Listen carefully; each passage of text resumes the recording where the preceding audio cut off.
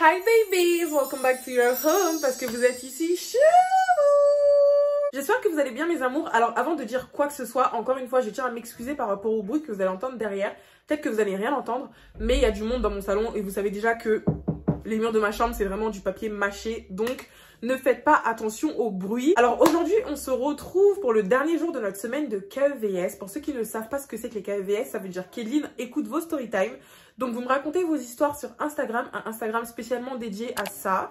Je vous réponds, on discute, j'essaie de trouver une solution avec vous. Et ensuite, je raconte votre histoire à la communauté pour avoir l'avis de tout le monde. D'ailleurs, cette semaine de KEVS, mes amours, je vous remercie pour votre implication.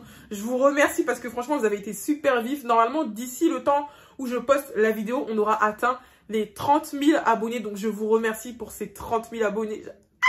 Je sais même pas quoi dire en fait. Merci beaucoup mes amours. Bienvenue à toutes les nouvelles personnes. Je me présente, je m'appelle Kéline, j'ai 22 ans et je suis originaire de la Côte d'Ivoire, le pays le plus beau d'Afrique.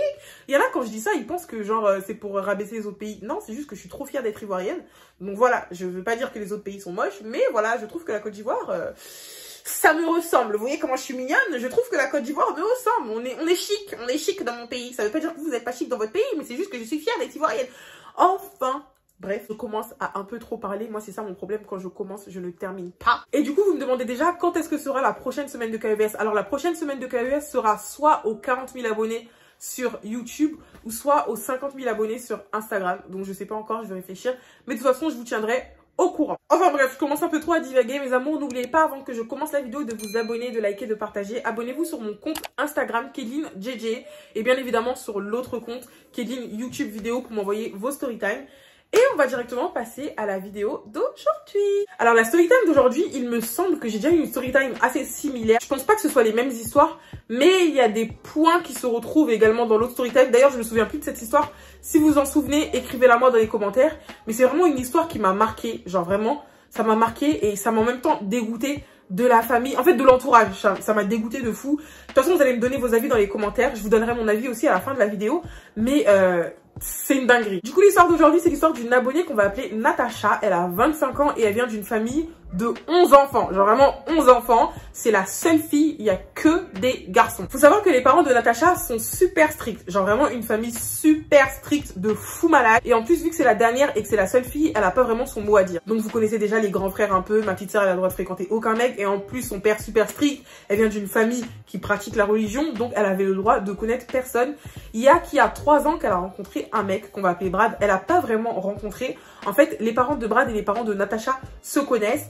Et vous savez déjà, dans certaines familles, il y a des mariages arrangés. Donc, les parents de Brad et les parents de Natacha ont essayé d'arranger un petit truc. Clairement, au début, Natacha, elle était pas du tout pour ce mariage parce que Brad, enfin, elle le connaît pas tant que ça. Certes, les parents se connaissent, mais elle a pas d'affinité avec lui. Elle le connaît pas. C'est pas comme un mec que t'as rencontré dans la rue ou t'as rencontré à l'université ou t'as rencontré je sais pas où. Vous vous rencontrez, vous vous fréquentez, il te demande en mariage, t'acceptes. Non, là, c'est vraiment un mariage arrangé. Elle le voulait pas. Mais comme je vous l'ai dit, elle avait pas du tout son mot à dire. Donc, elle a été obligée d'accepter. Au début, la relation, elle la vivait super mal parce qu'elle a pas vraiment eu le temps de le fréquenter, de le connaître. Il n'y a pas eu de période de flirt. C'est vraiment les parents discutent. Là, les gars, vous vous mariez. Et je tiens à préciser que c'est pas un mariage coutumier, c'est pas un mariage religieux. Ils ont fait le mariage religieux, bien évidemment, mais ils se sont mariés à la mairie. Au début, c'était difficile, mais après, elle a commencé à s'y faire. Je vous l'ai pas dit, je vais vous donner plus de précisions sur Brad après. Mais Brad a le même âge qu'elle, d'accord? Il la mettait à l'aise comme il pouvait. Il faisait des sorties au resto, des sorties au ciné. Il apprenait à la connaître. Enfin bref, il essayait vraiment de la mettre à l'aise parce qu'il voyait qu'elle était pas du tout bien dans son truc. Comme ils se sont mariés, bien évidemment, c'était hors de question que Natacha reste chez ses parents. C'était hors de question que Brad reste chez ses parents aussi. Donc, ils ont pris un appartement. Franchement, les tâches de l'appartement, elles étaient super bien réparties. Tout se passait bien. Au fur et à mesure que la relation avançait, les choses se passaient tellement bien que Natacha, elle a commencé à développer des sentiments pour Brad. Parce qu'au début, clairement, elle en avait pas du tout. Comme je vous l'ai dit, c'était vraiment un mariage arrangé, donc elle avait pas de sentiments pour lui. Mais là, le mec, il a traité tellement bien. En fait, ils se complétaient, même intellectuellement parlant. Brad, il a fait un master. Natacha aussi, elle a fait un master. Ils ont tous les deux fait de longues études. Donc, franchement, il y a un truc qui faisait que ça les unissait quand même. Ils arrivaient à se trouver des points communs et ça a fait que leur relation, elle a commencé à se développer. Ils s'entendaient de mieux en mieux et ils ont commencé à être un peu plus fusionnels. Maintenant, je vais vous donner un peu plus de précision sur Brad parce que je vous ai pas du tout parlé de lui. Alors, Brad, comme je vous l'ai dit, il a le même âge que Natacha. Il a 25 ans. Il vient d'une famille polygame. Donc, son père a 3 femmes. Lui, personnellement, c'est pas quelque chose qui le dérange plus que ça. Il a bien grandi avec ses frères et sœurs et avec les co-épouses, du coup, de sa maman. Et ça, c'est un truc qui dérangeait un peu Natacha parce qu'elle s'est dit, attends, donc le mec, il vient d'une famille polygame, peut-être que pour lui, il envisage d'avoir une autre femme. Donc, sur le coup, elle hésitait un peu à en discuter avec lui, mais elle a fini par lui poser la question parce que c'est quelque chose qui la tracassait, clairement. Donc, elle est partie le voir et lui a dit, écoute, Brad, tu viens d'une famille où ton père, il a 3 femmes. Est-ce que tu envisages d'avoir d'autres femmes ou est-ce que tu envisages qu'on reste dans la monogamie? Parce que, enfin, moi, personnellement, je suis pas trop pour. Brad, sa réaction, elle a été un peu bizarre parce qu'il lui a répondu vaguement, mais il a quand même rassuré et il lui a dit non, t'inquiète pas et tout. Mon père, il a fait ça, mais mon père, c'est pas moi. Personnellement, je me vois pas prendre une autre femme. Tu me suffis amplement. Donc, quand elle a entendu ça, les gars, elle était super contente, elle était super rassurée. Donc, elle s'est dit, certes, je cogitais par rapport à ça, mais maintenant qu'il m'a dit ça, je le crois, sachant qu'en plus, Natacha, c'est le genre de personne, elle se fie à 100% à ce qu'on lui dit. Ça veut dire que si tu lui dis A, elle va pas se dire, oui, vas-y, par derrière, il va me la faire à l'envers. Non, c'est vraiment le genre de personne, si tu lui donnes ta parole, elle va te faire confiance à 200%. Après cette discussion qu'ils ont eue tous les deux, franchement, les gars, tout se passait bien entre eux. Tout se passait bien. Jusqu'à Natacha, dans sa tête, elle se disait, mais purée, mes parents, ils ont bien fait de m'arranger un coup avec lui, là, parce que en vrai de vrai, c'est un mec, j'aurais jamais pensé me poser avec lui, mais on s'entend bien, on se complète, on est fusionnels. Tout se passait super bien. Tout se passait bien jusqu'au moment où Brad a décidé de convoquer une réunion avec sa famille à lui et la famille de Natacha. Mais quand il en a informé Natacha, Natacha elle a dit « Brad, tu peux pas convoquer des réunions comme ça, je suis ta femme. S'il y a un truc, je dois être au courant. Tu peux pas me tenir au courant en même temps que tout le monde en fait. » Mais Brad, quand elle lui a dit ça, il a dit « Non, écoute, j'ai pas envie de t'en parler maintenant. Tu le sauras en même temps que tout le monde à la réunion. » Donc Natacha, sur le coup, elle s'est dit, mais purée, qu'est-ce qu'il veut nous dire? Elle a fait que de cogiter jusqu'au jour de la réunion en question. Donc la famille de Brad s'est ramenée, la famille de Natacha s'est ramenée. Et Brad, il s'est posé, du coup, devant tout le monde au salon. Il a demandé aux 2 pères, parce que c'est comme ça que ça se fait dans leur coutume. Avant de prendre la parole, tu dois demander à ton père et à ton beau-père. Donc il a demandé aux 2 et il leur a demandé, est-ce que je peux prendre la parole? Donc les 2 darons, ils ont dit, ouais, vas-y, tu peux parler. Et il a commencé sa phrase par, bon, les papas sont déjà au courant, mais j'aimerais le dire à tout le monde, je souhaiterais prendre une 2e épouse. En fait, vous voyez la tête que je suis en train de faire là? C'est exactement la même tête que Natacha, elle a faite parce qu'elle n'a pas compris. Elle n'a pas compris. Tout se passait bien dans leur couple. Tout allait bien. Comment ça, toi, tu te réveilles du jour au lendemain, tu veux faire une réunion? Déjà, je comprends pas, on n'est pas sur TF1. Et en plus, tu dis que tu veux prendre une autre épouse. Elle a commencé à regarder son père en mode, mais papa, t'étais au courant, tu m'as rien dit. Elle a regardé sa mère en mode, mais les gars, tout le monde savait, mais moi, je suis pas au courant. Et le pire, c'est que elle, sa réaction, c'était en mode, elle passait pour la folle, mais tout le monde autour d'elle était joyeux. Genre, tout le monde a commencé à se réjouir, c'est trop bien, nanana. Mais elle s'est trouvée comme...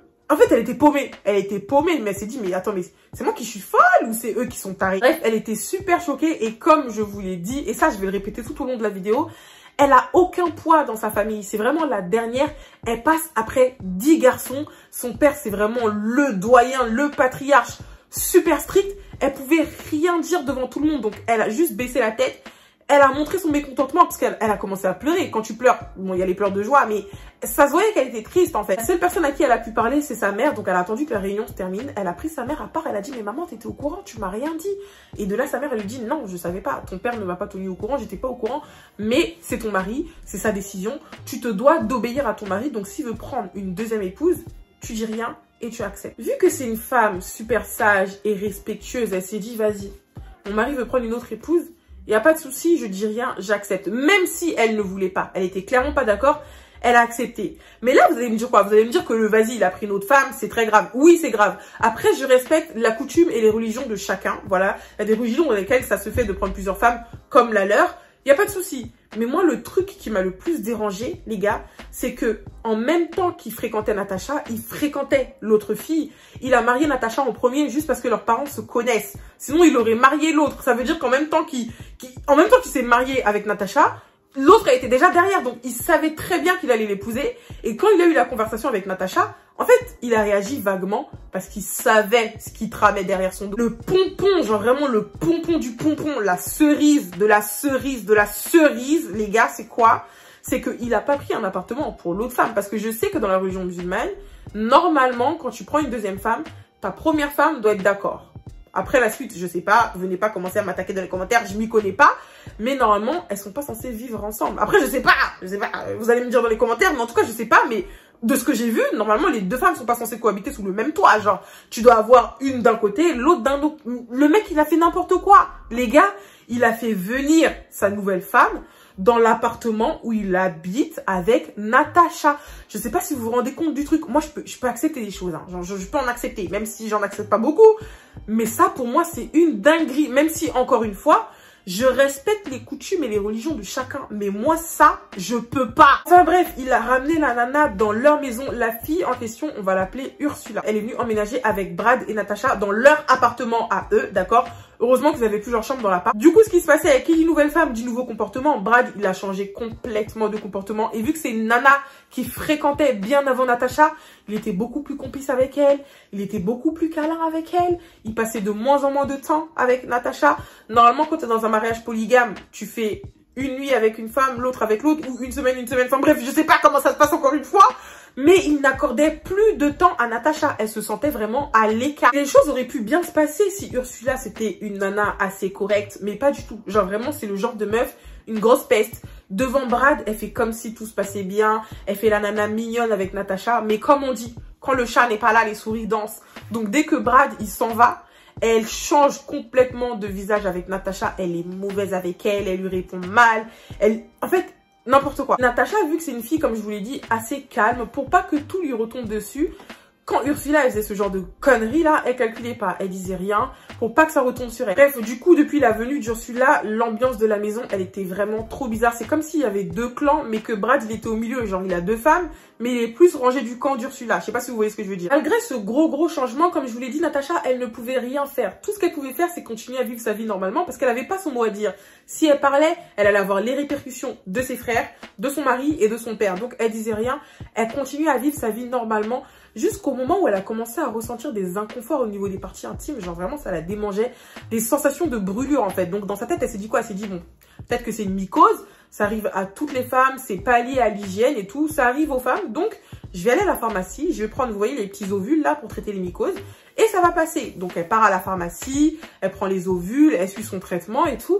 Mais elle voit que ça passe pas. Elle voit qu'elle continue à ressentir ses inconforts. Donc, elle s'est dit, au bout d'un moment, ça me gêne. Je vais aller voir le docteur. Donc, elle va voir le docteur et le docteur lui dit, bah écoutez madame, moi personnellement, je peux rien faire. Je suis pas gynécologue, donc je peux pas vous donner un diagnostic qui n'est pas le bon. Et son médecin, c'est un médecin généraliste. Donc, ce qu'il a fait, c'est qu'il lui a prescrit une ordonnance et il lui a dit, bah écoutez, allez faire des tests de dépistage, essayez de checker un peu tout ce qui se passe au niveau de vos parties intimes là-bas. Quand vous aurez les résultats, vous reviendrez vers moi. Comme ça, on va voir pour trouver un traitement adapté à ce que vous avez directement. Donc, elle a pris l'ordonnance de son médecin. Elle est partie dans un centre de dépistage. Elle leur a donné l'ordonnance. Ils ont fait des prises de sang, des tests d'urine et des prélèvements vaginaux. Elle a fait tous ces examens là et elle est rentrée chez elle. Ils lui ont dit que les résultats seront disponibles sous une semaine.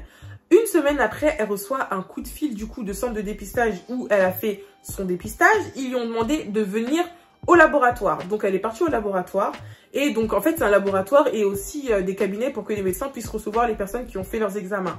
Elle va s'asseoir dans la salle d'attente, on lui demande d'attendre et tout. Et là il y a un médecin qui vient et qui lui dit oui madame suivez-moi. Donc elle se lève, elle suit le docteur. Il lui dit asseyez-vous. Elle s'assoit. Et elle voit à la tête du docteur que vraiment là, il y a un truc qui va pas. Elle voyait clairement qu'il y a quelque chose qui n'allait pas en fait. Donc le médecin lui a dit, bah madame, on a fait les examens et au vu des résultats, vos inconforts au niveau des parties intimes sont liés à une IST que vous avez contractée. IST, ça veut dire infection sexuellement transmissible. Donc quand il lui a dit ça, elle a dit ok, mais tout le monde sait qu'une IST, ça se soigne. C'est pas toujours tout rose de choper une IST, mais ça se soigne. Donc elle s'est dit ok, mais comment ça va se passer et tout, comment ça se soigne, qu'est-ce que j'ai? Et là, le médecin lui a dit, mais attendez, madame, parce que c'est pas tout. C'est pas tout. On vous a également fait des prélèvements d'urine, on vous a fait des prises de sang. Et lors de vos prises de sang, on a trouvé quelque chose. On a vu que vous avez contracté le VIH. Quand il lui a dit ça, en fait, juste après, il a commencé à dire, mais vous inquiétez pas, ça se soigne, c'est pas encore arrivé au stade du sida, on peut encore stopper le processus. Mais elle était plus là. Elle était plus là. C'est comme si le mec, il parlait, mais tout ce qu'il était en train de dire, ça restait bloqué à l'extérieur de ses oreilles. Ça rentrait pas dans son cerveau. Elle était choquée. Elle a entendu VIH, elle s'est dit, mais comment c'est possible? Parce qu'il faut savoir qu'avant qu'elle se mette avec Brad, les deux, ils ont fait des tests de dépistage, des tests de sérologie, là, et les deux n'avaient rien. Donc, qui aurait pu lui faire choper ça, à moins que Brad, entre-temps, soit parti la tromper, ou que ce soit Ursula qui a ramené le VIH au sein de leur foyer. Je sais pas si... Et en fait, vous comprenez maintenant pourquoi je vous ai dit que l'histoire, elle m'énerve. Parce que c'est une dinguerie. C'est une dinguerie. Bref, je vous donnerai mon avis à la fin. Dès que le médecin, il lui a dit ça, en fait, elle écoutait plus. Elle écoutait plus. Il lui a donné la feuille des résultats. Il lui a donné un autre rendez-vous. Dès qu'elle est sortie, les gars, du cabinet médical, elle s'est dit, certes, avec sa mère, il y a des tabous. Mais là, au bout d'un moment, ça va 2 secondes. Elle a trop pris sur elle. Elle a trop fait l'affichage. Elle a trop fait la fille qui écoute tout le monde. Elle a appelé sa mère. Elle a commencé à pleurer. Elle a commencé à crier. Elle a dit, c'est de votre faute. Elle a pété les plombs. Sa mère, elle a dit, mais qu'est-ce qui se passe? Je comprends, est-ce que tu me racontes? Viens à la maison. Donc, elle se dirige chez sa mère. Et dès qu'elle arrive chez sa mère, elle commence à crier dans la maison. Elle pleure. Sa mère, elle la prend à part. Elle lui dit, arrête de faire ça et tout. Tu vas alerter ton père. Arrête de crier. Arrête de pleurer comme ça. Viens t'asseoir, on va discuter. Donc, elle commence à tout expliquer en profondeur à sa mère. Elle lui explique tout de A à Z. Voilà ce qui s'est passé. Voilà ce qui se passe. Elle explique tout à sa mère. Et là, les gars, vous allez même pas me croire. Vous allez même pas croire la réaction que sa mère, elle a eue. Normalement, je vais pas dire une mère normale. Parce que j'ai quand même du respect pour sa mère. C'est une maman. Mais en fait, la réaction que sa mère, elle a eue, c'est pas la réaction que d'autres mamans auraient eue, en fait. Sa mère, au lieu de lui dire, bah écoute, parle-en à ton mari, essaie de voir si vous pouvez trouver une solution, vois s'il peut se faire dépister. Non, pas du tout. Sa mère, elle lui a dit, n'en parle pas, n'en parle à personne, n'en parle ni à ton père, ni à ton mari, ni à personne, parce qu'ils peuvent faire en sorte de retourner ça contre toi. Ils peuvent dire que c'est toi qui as trompé ton mari, et c'est toi qui as ramené cette maladie au sein du foyer. Quand Natacha, elle a entendu ça, elle a dit, mais elle a pété les plombs. Elle m'a dit qu'elle a jamais parlé à sa mère comme ça. Elle a dit, mais ça va pas. Mais t'es folle ou quoi? Elle a pété les plombs. Elle a dit, je vais en parler à tout le monde. Et de base, Natacha, elle a dit à sa mère, n'en parle pas tout de suite à papa. Je veux d'abord en parler à Brad. Sa mère, vu qu'elle a vu que Natacha, elle allait alerter le bruit partout là, elle est directement passée derrière Natacha. Elle en a parlé à son père. Donc son père, dès qu'il a appris ça, il a appelé Natacha. Natacha, il a pété les plombs sur elle. Oui, t'as jamais voulu de ce mariage. Voilà pourquoi t'essaies de trouver des excuses pour en sortir. Dès qu'elle a entendu son père dire ça, mais elle s'est dit, mais attends, mais c'est moi qui suis folle ou c'est les gens autour de moi qui sont zinzins? Parce que c'est pas normal ce qui m'arrive, en fait. Si je suis dans un mariage polygame aujourd'hui, c'est à cause de vous. Et maintenant, si j'ai chopé cette maladie, certes, elle a ses responsabilités parce que, certes, c'est ton mari, t'aurais dû te protéger. De toute façon, vous aurez mon avis à la fin. Mais si elle est dans cette situation-là, c'est à cause de son entourage qui l'a mal conseillé. Donc, elle s'est dit, mais tout le monde me tourne le dos. Qu'est-ce qui m'arrive? Elle est rentrée chez elle. Elle a confronté Brad et Ursula. Brad, quand elle a parlé de ça, il était choqué. Il s'est dit, mais attends, mais qu'est-ce qu'elle raconte? Ça se voyait qu'il n'était pas au courant de l'histoire. Mais elle m'a dit que la réaction d'Ursula, dans ses yeux, ça se voyait que la nana, elle savait très bien ce qu'elle avait. En fait, ça se voyait que la nana, elle savait ce qu'elle faisait. Bref, ils ont commencé à nier tout en bloc. Ursula, elle faisait comme si elle savait pas ce qui se passait. Natacha, elle n'a pas cherché à comprendre. Elle a pris ses affaires et elle est partie. Actuellement, elle se trouve dans un endroit, personne ne sait où elle est. Et elle subit des menaces de la part de ses frères. Parce que, normalement, dans l'islam, apparemment, t'as pas le droit de quitter la maison comme ça en tant que femme. Donc, ses frères, ils la cherchent, ils la menacent de fou. Son père, n'en parlons pas. Et Brad, il est dans l'incompréhension, il comprend pas ce qui se passe. Raison pour laquelle elle est venue me raconter sa story time, parce qu'elle ne sait pas si c'est elle qui est folle ou c'est les gens de son entourage qui sont fous et elle sait pas quoi faire. Genre, elle est dans une situation où elle est bloquée, ça la menace de partout. Si elle revient dans la ville où elle était, elle est foutue.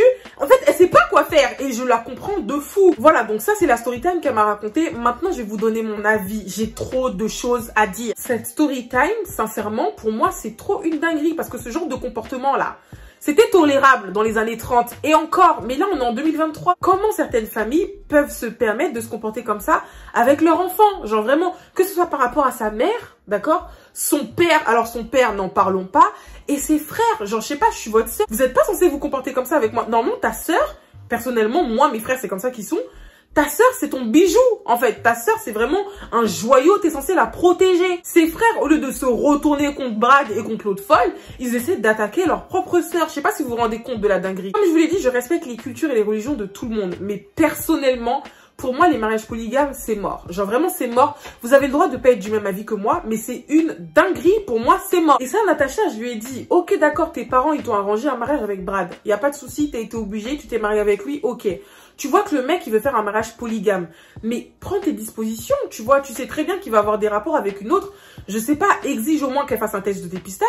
Ou au moins protège-toi avec Brad. Après, elle m'a expliqué que oui, elle lui faisait confiance, que pour elle, il n'y allait pas avoir ce genre de choses-là.